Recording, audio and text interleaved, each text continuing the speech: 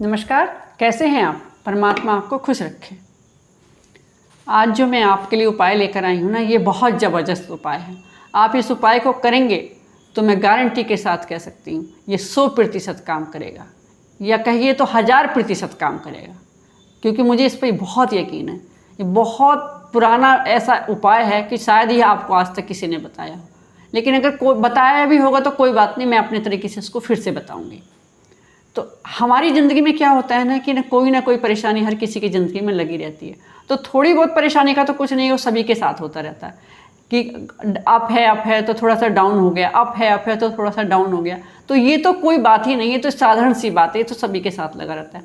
लेकिन समस्या वहाँ आती है कि जब हमारी गाड़ी धक्का देते हो, जितना धक्का दे रहे उतनी चल रही है, सड़क ही नहीं रही है, हम एफर्ट डाल रहे हैं, काम बन ही नहीं रहा है, परेशानी हमारी दूर हो ही नहीं रही है, लाख जतन करने के बाद भी वहीं का वहीं है, कोई आगे नहीं, कोई तरक्की नहीं, कोई ज़िंदगी में कोई, जिसे कहते हैं ना, एन्जॉयमेंट नहीं, बस बोरिंग ज़िंदगी, कुछ हो ही नहीं पा रहा है ज़िंदगी में, लाख कोशिशों के बावजूद वहीं के वहीं बैठे हुए हैं।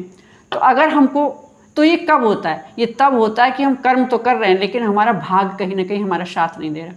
तो हमको क्या करना होता है? अपने भाग्य को मजबूत करने के लिए ये कुछ उपाय करने पड़ते हैं। नहीं, जब ग्रहों की दशा खराब होती है ना, तो कितने ही काम कर लो, कितने ही अच्छे काम कर लो, उनका फल हमेशा खराब ही होता है। कर रहे हैं मेहनत, दिन रात लगे हुए हैं अपने काम में, लेकिन ग्रहों की क्या है, दशा खराब है, तो काम कैसे बनेंगे? जब ग्रहों की दशा अच्छी होती है, कर्म और भाग्य, कहते हैं ना, कर्म और भाग्य जिसके साथ हो गए तो समझ लीजिए उसकी सफलता को तो कोई रोक ही नहीं सकता।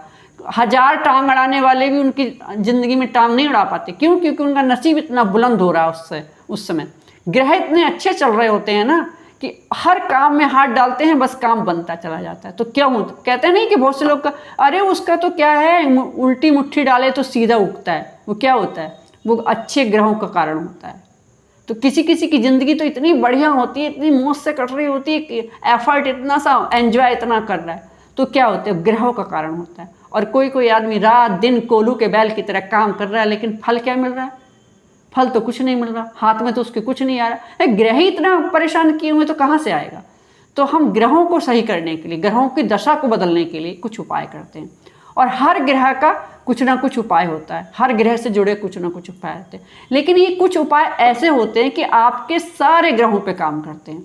आपका कोई भी ग्रह है, चाहे बृहस्पति है, चाहे सूर्य है, चाहे शुक्र है, चाहे जो भी ग्रह है निगेटिव असर डाल रहा है, उल्टी चाल चल रहा है, उसको भी ये उपाय सही करते हैं। उपाय हैं ही इतने ज़बरदस्त। ये उपाय यंत्र के द्वारा किए जाते हैं, यंत्र को मंत्र के द्वारा अभिमंत्रित करके किए जाते हैं। तो ये उपाय ज़बरदस्त काम करते हैं आदमी की ज़िंदगी में। हर कोई चाहता है कि उसकी ज़िंदगी अच्छी रहे। कोई नहीं चाहता कि दिन रात कोल्हू के बैल की तरह खटता रहे और उसको मिले कुछ नहीं, ऐसा कोई नहीं चाहता। हर कोई चाहता है कि हाँ, मैं जितना कर रहा हूँ कम से कम उतना तो मिले। इतना तो हर कोई चाहता है ना। तो इतना चाहने के लिए अगर हमारा इतना भी नहीं हो रहा है तो हमको अपने ग्रहों को सुधारना पड़ेगा, कहीं ना कहीं परमात्मा से अटैच होना पड़ेगा, कहीं ना कहीं परमात्मा को अपनी प्रार्थना बतानी पड़ेगी, समस्या बतानी पड़ेगी, तब वो हमारी सुनेंगे। तो हम वो कैसे सुनते हैं? परमात्मा को सुनाने का भी एक जरिया होता है ना, क्योंकि ये यूनिवर्स है। परमात्मा क्या है? यूनिवर्स है।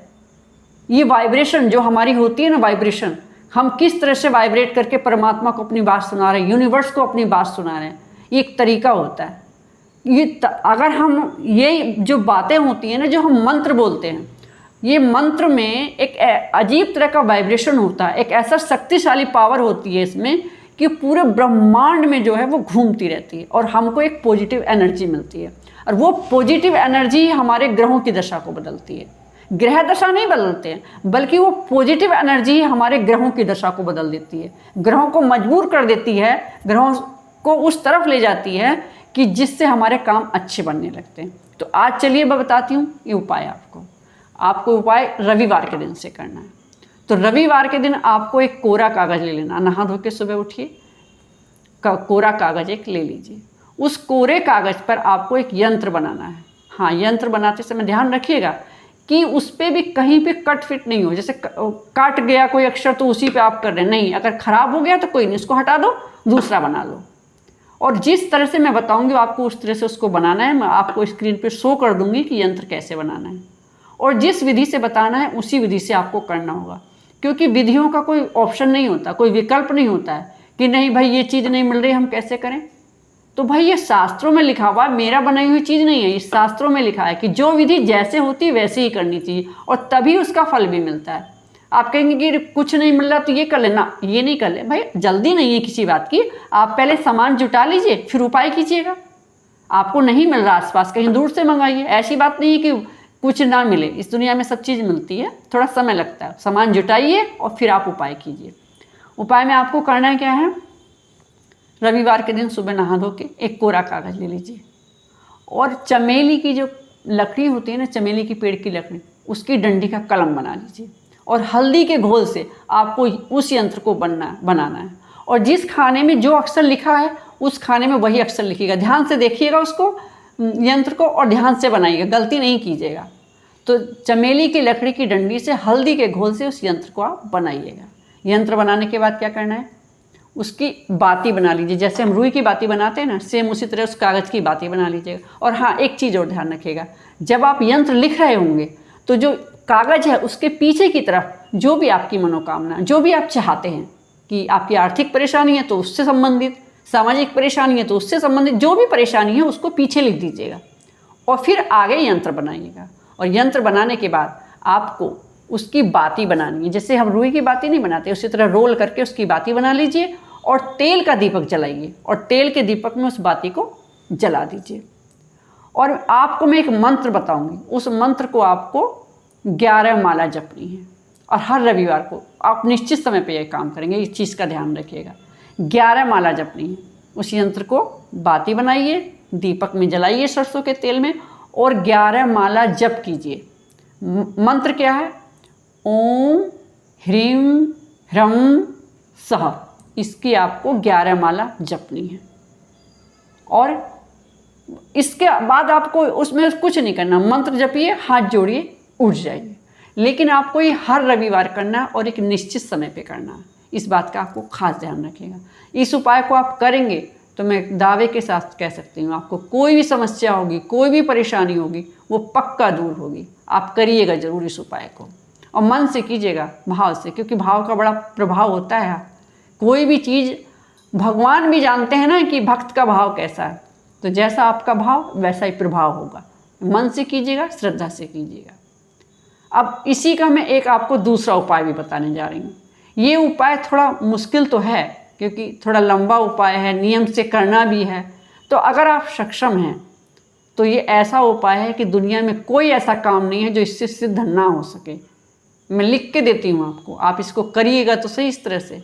अगर आप इसको इस तरह से करेंगे तो दावे के साथ कह रही हूँ कि आपका हर काम बनेगा। तो आपको करना क्या है, रविवार के दिन सुबह नहा धो के, इसको भी आपको रविवार से ही करना है। रविवार के दिन सुबह नहा धो के तांबे की प्लेट में तांबे की बर्तन रख लीजिए सामने, और जो यंत्र मैं बताऊंगी वही यंत्र इसमें भी बनाना है, बस थोड़ा सा मंत्र का डिफरेंस हो जाएगा।